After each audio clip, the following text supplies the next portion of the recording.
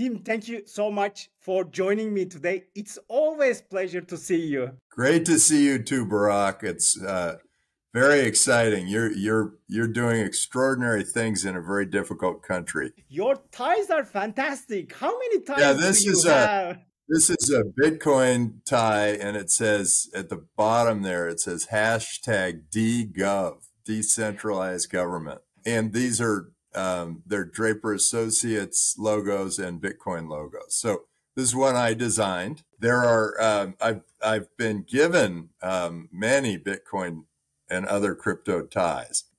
I think I've got 12 Bitcoin ties, and they're all different.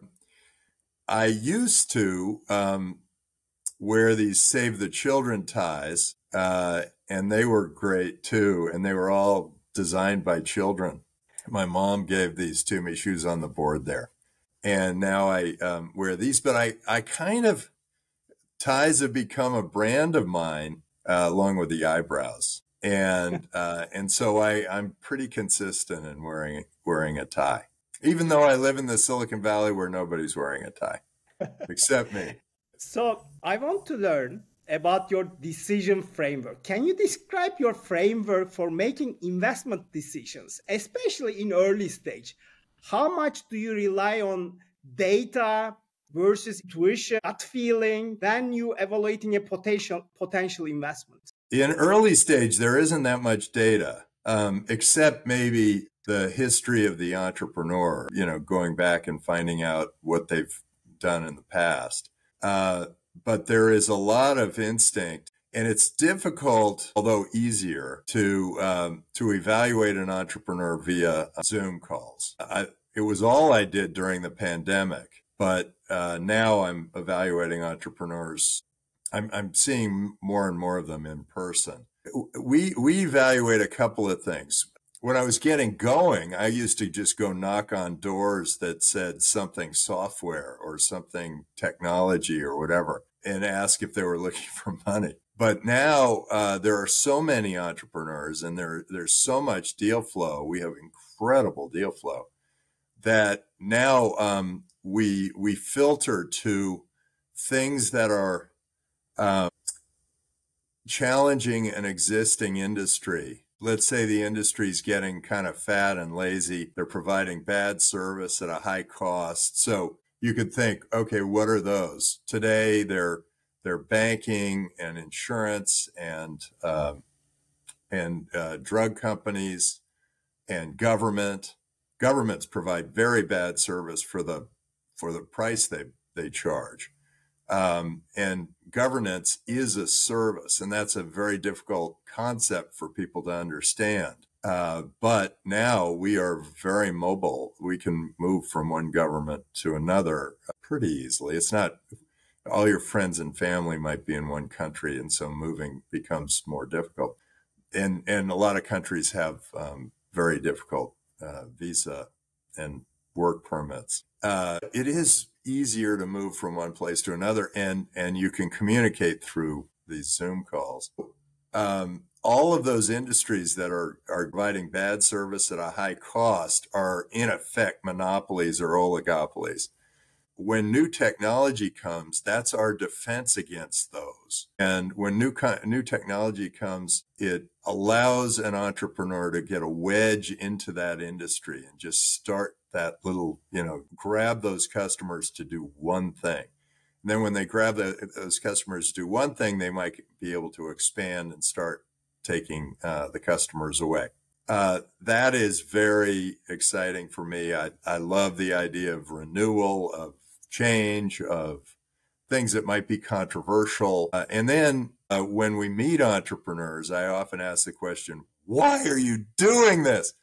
And the entrepreneurs that answer the question saying, oh, it was George's idea, or I want to make money or whatever, those are not true entrepreneurs. The true entrepreneurs are the ones that come out going, because my boss was doing it all wrong, or I can't believe that the market is so old and tired, and I can't believe I can't get this done inside my company or whatever. And it sort of bursts out of their chest. That then you know you've got somebody who's doing it for more than the money, more than their relationships. They're just going to go for it. And going for it really means staying with it forever, because it's a tough, tough world to be an entrepreneur. And then when we meet the entrepreneur, a lot of the things I'm looking for are subtle. A good salesperson can often fool us, but because a good salesperson can like sell me one thing one day and sell me another thing the next day, and I'm still as passionate both times. But I think it's sort of a quiet confidence that people are looking for, that I'm looking for, because that's what attracts good people to a mission. So I guess that's the answer. What are your thoughts about having an investment committees versus individual partners making the investment decision? Which approach do you believe is most effective? Well, that's interesting, because I started Draper Associates many, many years ago, and I built it up, and I brought in John Fisher and Steve Jurvetson and then a whole bunch of other partners. And when it was me alone, decision making was easy and our returns were extraordinary. When John came in, decision making became a little harder because the two of us would fight things out. When Steve came in, it worked out pretty well because he could be a tiebreaker. And so we always had sort of the returns went back up. But then when we had lots of partners, we had 12 partners all making, trying to convince each other to do things. That didn't work. So, and the returns went down. And so I spun out and started Draper Associates again. I went from Draper Associates to Draper Fisher Associates to Draper Fisher Jurvetson to DFJ. And then I went back to Draper Associates again. And with Draper Associates, I make the final call, but I did value the partner meetings, the decision-making process of having a lot of people around the table discussing things. It's just that now I make the final call and the returns are sky high. I would say in general, 1 to 3 decision makers is probably the best, and probably 1, because then you can take all the heat for making a bad decision, and you can take and then you can give credit to the whole team because they really were responsible for the good things. I think that for venture capital, the reason 12 partners doesn't work very well, at least at early stage, is you're trying to catch the excitement of an entrepreneur. In general, when an entrepreneur is doing something somewhat controversial, only 2 out of the 11 people are going to be for it. And if those 2 can't convince the other 9 to do it, it ends up that you lose these really great opportunities. And so I do think that venture funds with 1 decision maker are probably going to venture funds with more than 4, more than 3. Did you lose any deals because of the investment committees or partners? Yeah, of course. Of course. I brought some extraordinary companies into the partnership. They got turned down, and I realized that, hey, I've got to go do this myself. So I did. And when I spun out and did it myself, then I was the decision maker, and I did it with my own money for a while and made some really good investments. And now I do it with my own money, and we have some investors. So being an emerging manager in the VC industry, what are the common mistakes, especially in early years while making investments? This is the first question. And also, what are the mistakes of angel investors? Well, the first question you should ask yourself. Emerging managers, well, any new venture manager, often that it's easy and magic and you just throw money out there and some good things are going to happen.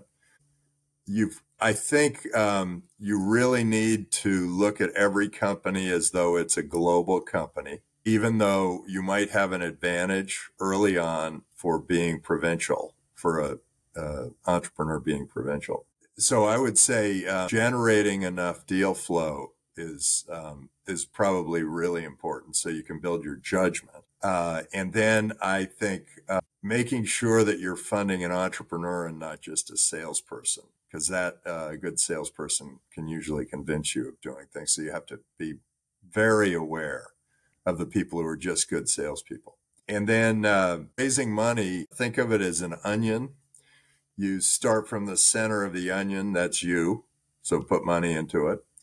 And then go to your family and your friends and your extended family and your extended friends and get some of them. And then get them to introduce you to their friends who are wealthier and wealthier and wealthier. And then you go further and further out from the onion and you get to the very wealthy people and eventually you might get institutions, but don't count on institutional support until you've already got a good record. The individuals in the family offices might come in before that. So in raising money, that's one of my thoughts, is start with the onion. And then I guess the other advice is don't get too wedded to any one company. Keep that very strict diversification so so that you're not putting half your fund into one company just because you think it was supposed to work. Often you end up just paying some guy's salary to keep him alive, even though the business just isn't working the way anybody had hoped it would. And then the other thing is, if things don't go well, just thank the entrepreneur and move on. Just thank you. You worked hard. I'm sorry it didn't pan out, and move on. You do not want to be the guy fighting for the last piece of cheese in the mouse going after the last piece of cheese. You want to just move on. You don't know which of your companies is going to make you money, if any, but these guys are trying. And you got to give them credit for trying. They're in the arena. They're doing what they can. They're making something happen. And some of them don't have the skill set to make everything happen. One good test for an entrepreneur is if they can, if a big wall is put up, how they maneuver the wall. Do they have a way of digging under it, jumping over it, going around it? That, I think, a good test. Maybe I'll come up with a question that's a good test for the wall. And then just start to see, are you, because if they are, I don't know of any really great entrepreneur that is a go along, get along kind of person. They all will break down the wall, blow up the wall, run around the wall, dig under the wall, jump over the wall. It's those people that you want to back. So from your experience, especially, how do you assess the potential of the emerging markets? It was you were investing probably globally, but emerging and developing markets has different cultures and different mindsets. How do you assess them? It's interesting. I've learned something as I've traveled around the world, that it is the strong leader who trusts their people and sets them free, and the weak leader who is trying to tell everybody what to do and who is trying to rule by regulation and force. Now, a strong leader also has a clear rule of law, but really believes that they are there to serve their community, not the other way around. And given that that's the case, what happens? Well, a weak leader is one who kind of takes on Marxist, Leninist philosophies, kind of thinks, I know better than you do what to do with your life. And think of that as North Korea. And then South Korea is a freedom, open, free market, encourages business, encourages people to build their living, celebrates success, free speech, Well, those two have been separated for about 70 years, and the average South Korean makes 460 times what the average North Korean makes. And so it's pretty clear that capitalism and democracy and freedom is way more powerful than socialism and communism and dictatorships and whatever. They just don't work nearly as well. And why is that? I always take it from the entrepreneur's point of view. And the entrepreneur who is in a country that has all sorts of rules and regulations is spending all their time thinking about what they cannot do. And the entrepreneur that is in a free country is out there doing it. And I think the difference is huge. And that's why you see people, incredibly talented, smart, brilliant people in Russia with their heads down, talking through the side of their mouth, afraid, living in fear, afraid that what they're doing, if they're trying to do anything, and certainly nothing unusual, if they're trying to do anything, they are at risk of losing their lives or losing their freedom or whatever it is. Whereas America historically, and the Silicon Valley in particular, has always had this philosophy of try it. See if you can create something that's better for the customer. See if you can create a better computer, a better stapler, a better desk, a better restaurant, a better hotel, a better way of getting someone from one place to another. See if you can improve it. It's amazing what the conversations are like in the Silicon Valley. They are all about, well, if we do this, then maybe we can apply AI and do, and then do something that's way better for the customer than this.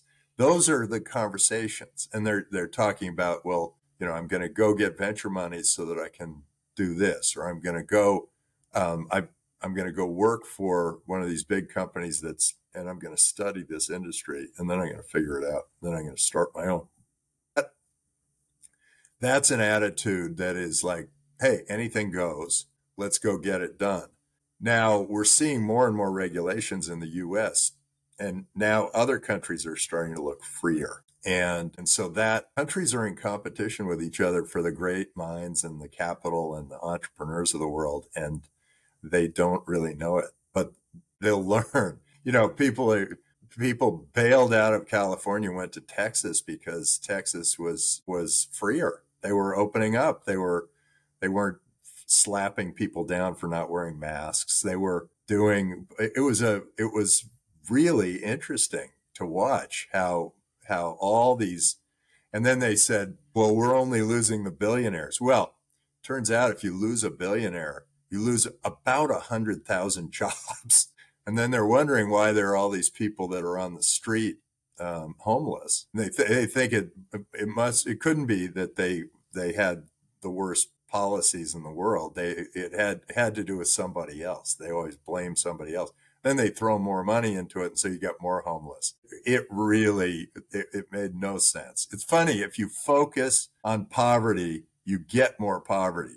If you focus on creating wealth, you get more wealth in a society. It's simple, very simple. So if that's the case, it is when I look for an emerging market, a new country, a new place, I look at the Draper Innovation Index and I see which countries are the best for innovators.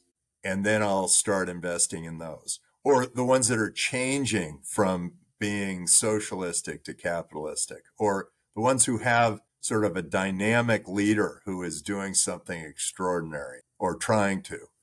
That's usually a great opportunity, a great time to go in.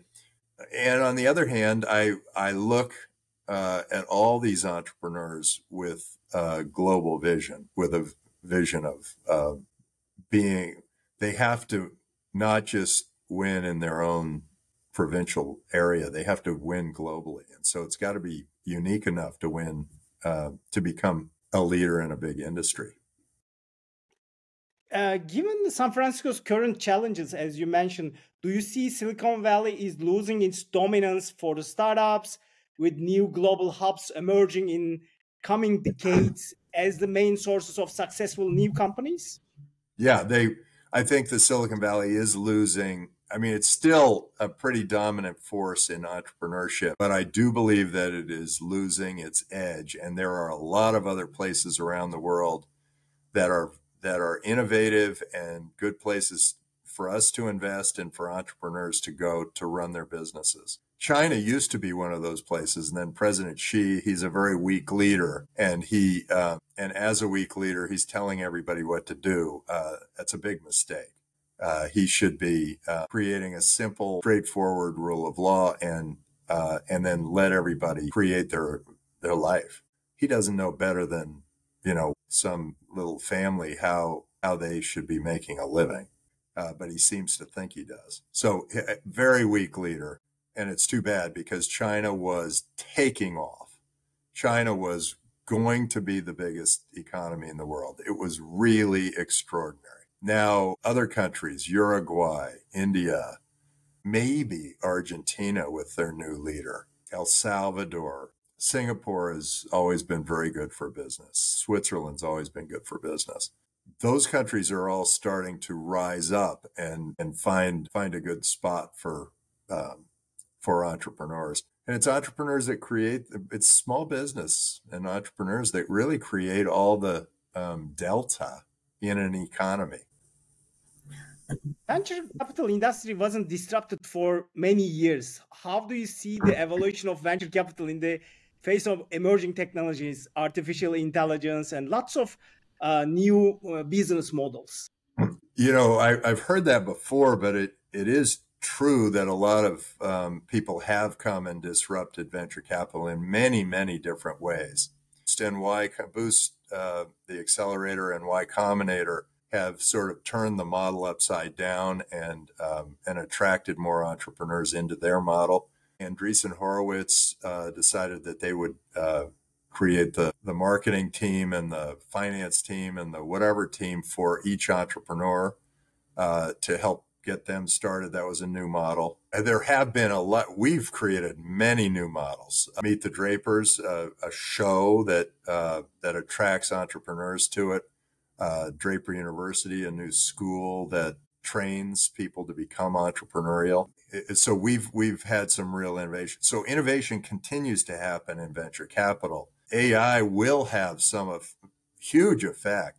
I'm using AI in many, many ways. In diligence, AI is we used to use search, and now all we do is use these applications that allow you to explore what else is going on out there. And so that helps us in evaluating startups. There's a company called Seer in Singapore that can tell if you're telling the truth or not, and it can evaluate passion and many emotions. And I think that could catch things we don't, just the way AI often catches a polyp in your intestine when a doctor might miss it, or a cancer in your eyeball that the doctor might not have seen. And so I believe AI is going to transform just about every industry in some way or another. And it's very exciting. I think the one that really obviously gets disrupted and you can tell a lot of them are kind of freaking out, is in the university system. Because if you got 10 professors sitting around a table, 2 of them are saying, wow, the admissions office has done a really good job. These essays are fantastic. And 6 of them are saying, get rid of this ChatGPT. It's a disaster. It's ruining our way of life, and it really, it's forcing them to think about changing. And then 2 of them are saying, wow, somebody just invented something as powerful as the printing press. How are we going to, what's our curriculum going to look like in the future? And those are the 2 that are going to survive the next decade as professors. The other ones are, the Luddites are not going to make it. So I think I think education, past, as soon as you can read, AI is going to be a huge thing. In fact, as soon as you can talk and listen, AI is going to be a huge thing. I've already got an AI of me that would, who knows, this may be the AI of me. You never know. No, but it'll have a watermark on it. But I have an AI of me, and that's going to be a part of Draper TV, our network. And it's going to, announce how some of our companies are doing and what's going on in their press releases and all that stuff. So I think AI is going to be huge. It's going to be huge. You mentioned about you go get ahead. these waves every once in a while. And I'm sure when the printing press was invented, that was a big wave. When the computer came along, that was a big wave. When the internet came along, that was a big wave. When marketplaces came along, that was a big wave, like Uber and Lyft. And then when Bitcoin came along, that was a big wave and continues to be. That's going to ride for a long time to come. And now AI, that's going to be a big wave. And they kind of come up, come down, and then they change the world. So it takes years, many, many years, because people have to adjust. They're going to go, they all go through this, like everybody thinks it's the greatest thing in the world, and then everybody thinks it's the worst thing in the world, and then all of a sudden it's a huge part of our lives. And it goes So where much do you bigger. see the biggest opportunities in crypto and over the next 5 to 10 years? And also, I think we are coming to $100,000 range in the Bitcoin price. So,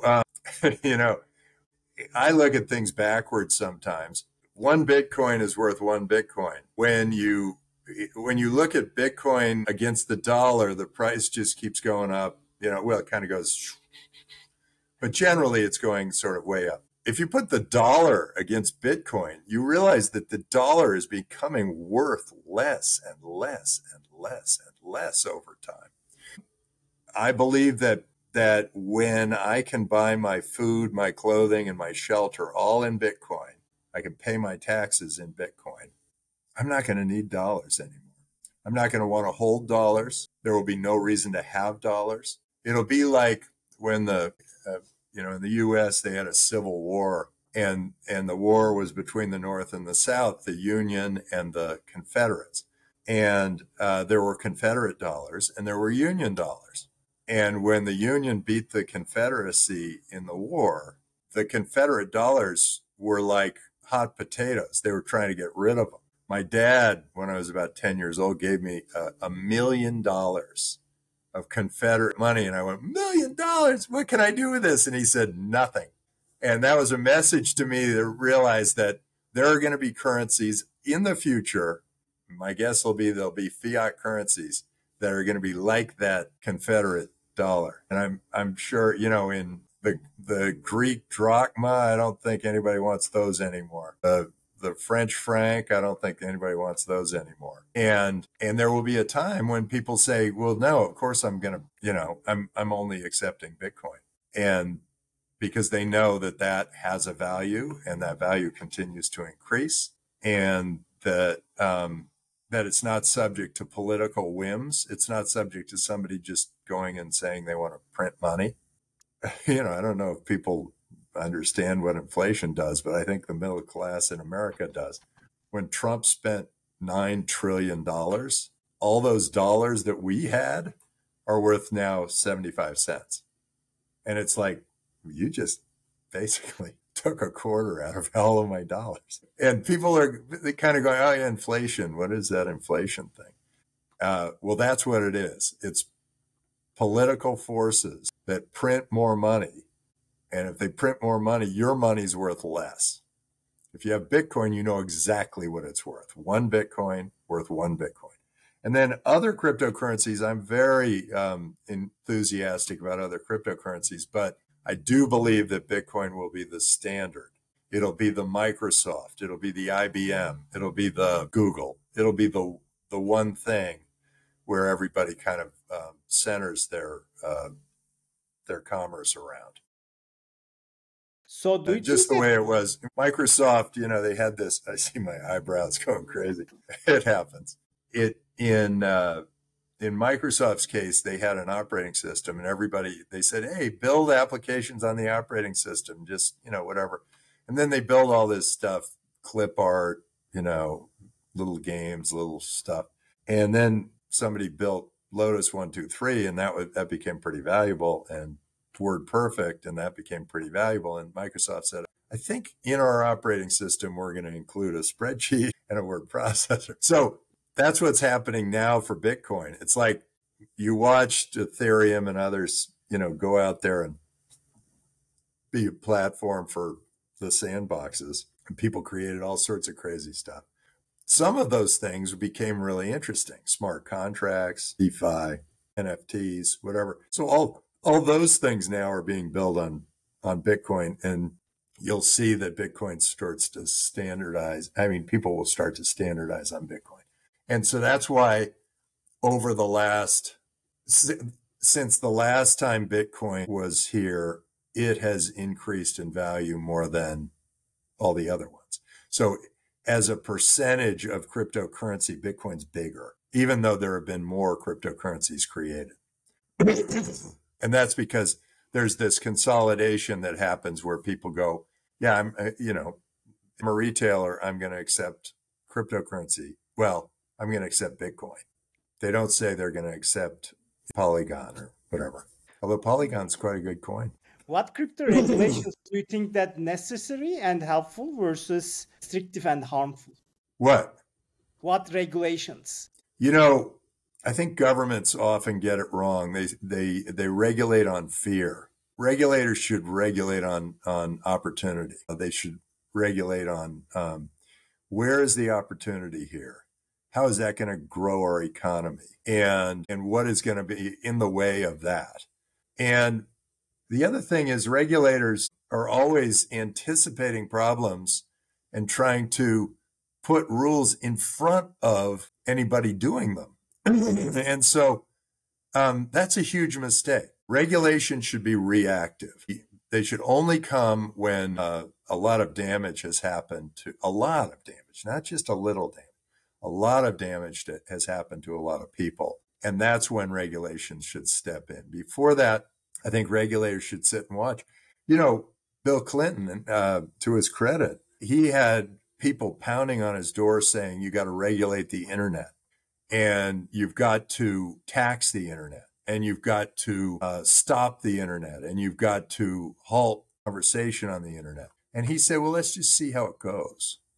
And that was the best thing he could have done, because the U.S. has benefited in a huge way. What is it? 3 or 4 companies are $1 trillion in value because he let it rip. And so why regulate when you can grow your economy that much faster? When a regulator should be very sensitive to the idea that they should regulate for opportunity, and only regulate with the hammer when a lot of damage has been done. Most entrepreneurs, most businesses create a lot of good, much more good than bad. You wouldn't want to go back 50 years or 100 years. It was not a good place. It was not an easy place to live. Now, with our current bodies and our current hearts and minds, going back 100 years before there's indoor plumbing, not a place you want to be.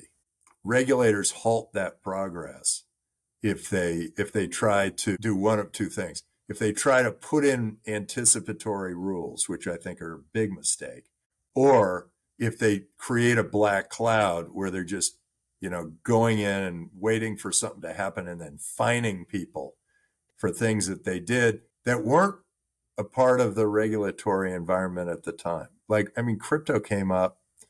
They're trying to apply rules that are 80 years old to cryptocurrency. Well, there's no way that 80-year-old rule would be relevant to something that is happening today. It just doesn't make sense. Yeah, I think, and now I'm starting to get some entrepreneurs that start talk about regulators, and I think, boy, that is dangerous, because entrepreneurs should be out there just with open minds and open hearts and thinking about how they can make the world better for their customers. They should not be thinking about, am I stepping on some rule 416C21A1II that says something about, a business that was created 40 years ago. It just, yeah.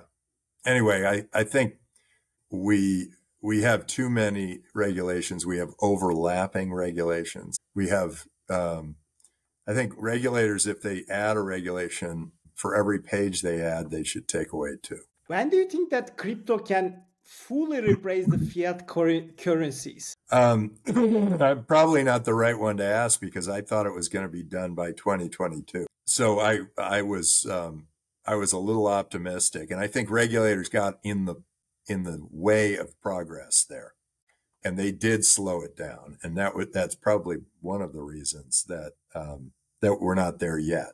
But it's coming. Of course, it's coming. It won't be long before the retailers realize they can save 2% every time they take Bitcoin instead of dollars. Consumers can realize that if they hold Bitcoin, it's going to be worth more in the future. If they hold dollars, they know it's going to be worth less in the future. You know, which one do you want to hold? And I think it'll also be, it'll happen sort of quickly. I think you'll see all of a sudden it'll just be, first it'll be Bitcoin accepted here, and then it'll be like, we only take Bitcoin. So any prediction by end of this year? No, I'm not too good at those, it turns out. I'm better at 5 to 10 year projections, or 15 years. 15 years, we're all going to be flying around in flying cars where there are going to be cures for cancer, heart disease, diabetes, cures where it's one shot or one pill. It's not going to be like treatments that go on forever. And that's going to change all of the whole dynamic of drug companies. And I think the other predictions are, I know you're trying to get a price out of me on Bitcoin. Be sure at the end of this year, maybe we'll be at 250,000. It feels right, but I don't think I want to make the prediction because the problem is everybody asks me now because I was right once. I said when Bitcoin was 180, I said Bitcoin will be 10,000 in 3 years. And almost to the day, Bitcoin hit 10,000. And I thought, well, I can predict anything. And then I predicted when Bitcoin was back down to 4,000, I predicted 250,000 in another 4 years. And that didn't happen. So either I'm 1 for 2 or I just got lucky. So I don't think I'll go out into the spirit world unless it comes to me. I want the spirit world to, send it to me, not the other way around. Not like just because a reporter is asking me for it, I get it. Yeah. So I won't give you a price prediction unless I hear it from the spirits, and then I'll let you know. How does Draper University encourage students to embrace the failure and also innovation? Because Draper University is an extraordinary education program and syllabus. So how do you encourage failure? So we have a pledge at Draper University. I will promote freedom at all costs, do everything in my power to drive, build, and pursue progress and change. My brand, my network, my reputation are paramount. I will set positive examples for others to emulate. I will instill good habits in myself. I will take care of myself. I will explore the world with gusto and enthusiasm. I will treat people well. I will fail and fail again until I succeed. And the one they remember of all that, I mean, then there are some other lines, but the one line they all remember is I will fail and fail again until I succeed. The reason I use the word failure is that it is a word no one wants to hear in academia.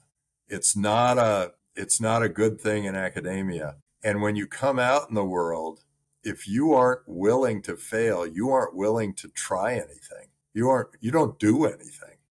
If you're not willing to fail, you don't do anything. You're just living. You're not doing things for the people, for the planet, for the whatever. But if you're willing to fail, the world's your oyster. You can do anything you want, and for other people, and, within rule of law. And that really opens creativity. It gets people going. It's a real positive force. And somehow Draper University has been incredibly valuable to almost everybody who's been through it. And the reason I know is that there's some things like if they go back to big companies, they get promoted 3 or 4 times within a year. If they go to back to school, their grades either go straight A's or they go to A's and D's because they are running a company on the side.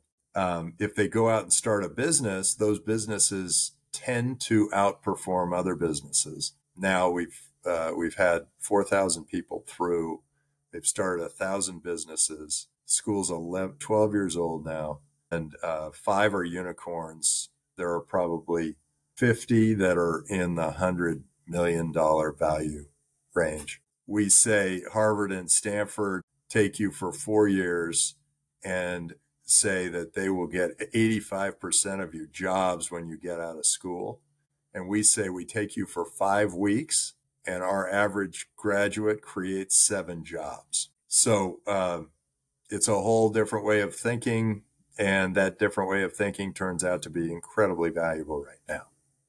Something that the world needs right now. I sensed it, though, when I started the school. I thought, the world needs more heroes. Even Satoshi Nakamoto put his head in the sand, didn't want to be out there because of the possibility, I'm guessing, possibility of the press coming after him for completely transforming the entire financial system of the world. What skills are the most important for entrepreneurs today that you teach? Because you have non-traditional subjects at Draper University. What skills are most important for entrepreneurs today? Yeah, I think confidence is probably one of the most important skills. Having confidence, being willing to operate in uncertain environments, having continuing to be proactive when the seas are calm, where nothing's going on. Yeah, there are kind of some interesting metaphors. One is if you're becalmed, you just keep pushing the tiller. You move it yourself. If it's a storm, you're steady through the storm. If there's chaos around you, you're just steady through the storm. So I think that those are some of the things that you want to do. And in getting started, it's just take that first step. You'll learn a ton. Do you still participate the training program, or do you skip them? At Draper University, yeah. Yes. I go to survival training, and I'm there for the first day and there for demo day. But we have an extraordinary team that has really been well trained to do all the things that need to be done with the people. There is a total mental state transformation that happens in that 5 weeks. How do you get motivated yourself personally? How do you maintain your balance and clarity in your personal and professional life? I asked my dad something like that once, and he goes, I don't know, you're doing some cool stuff. Keep doing what you're doing. But I think I get a kick out of things where I do something new. Other people get a kick out of it. Like some people learn in different ways. Some people learn by reading. Some people learn by doing. I learn by doing. And I do believe that you want to make sure that you're a body in motion. I think that's important. Keep moving forward. And then if things get a little out of whack, it's not a bad idea to meditate. Take a little time, put yourself in a little, quiet spot, and then let your mind go free for a while. That can actually do some really good things for you. And then, it's okay to worry about what other people think, but if you know that you're doing something that's going to be really good for people in 5 or 10 or 15 or 50 years, it's okay to be for them to think you're a little crazy. It's okay. You just have to have the confidence to go all the way through it. And at the end, they'll see the light and they'll all think it was their idea. But there's some real beauty to it. So if you know you're on a track to really transform the world, you got to make sure that you have the confidence to follow through, and that will increase as your success continues. Keep building your business a little at a time, and then there will be moments where all of a sudden you're an overnight success, and then just keep innovating from there. Keep improving the world for your customers, and then everybody will be better off. You'll get more customers. Is there any fun fact nobody knows that you can share about yourself? Well, I know that I've had the question before, and so that fun fact is already out. Well, recently my daughter she met a psychic who's actually a real psychic and made me go talk with her. And so my mother's been dead for 5 years or something. And I communicated with my mother. So there you go. There's a fun fact no one's heard. But it was really wild. Like, what? How can you do this? What's going on? Turns out she had seizures when she was younger. Brains are magical things. There's a lot to a brain. And some of it apparently connects with the other side. Is there any book that changed your mindset, professionally or personally? Yeah, there was one when I was about 21. Well, there are a lot of books are great, but one that really changed my philosophy or strengthened my philosophy. It was called Bionomics. And the idea is that, we're all biological creatures, but we evolve, and we evolve in fits and starts based on economics. So he goes through, the evolution of various creatures and how certain creatures survived and others didn't based on certain things. And he applied that a lot it was by Michael Rothschild.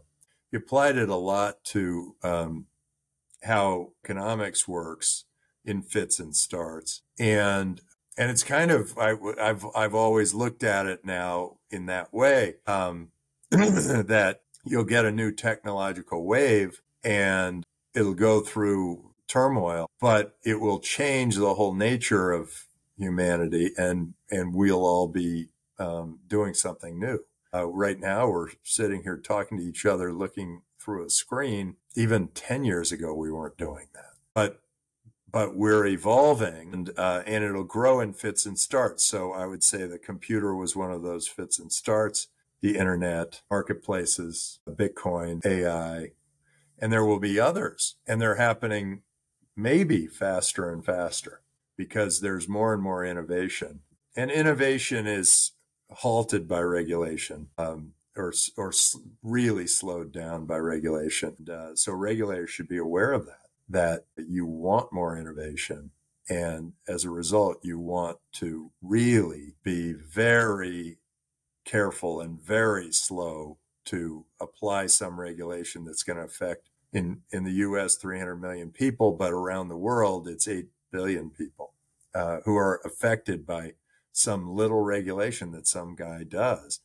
Be very careful about that, because you can harm the world in a big way by creating a regulation that halts innovation.